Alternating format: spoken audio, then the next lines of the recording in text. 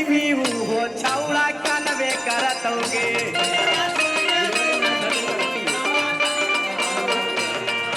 छोड़ के जैबी हो छौड़ा कनबे करतौगे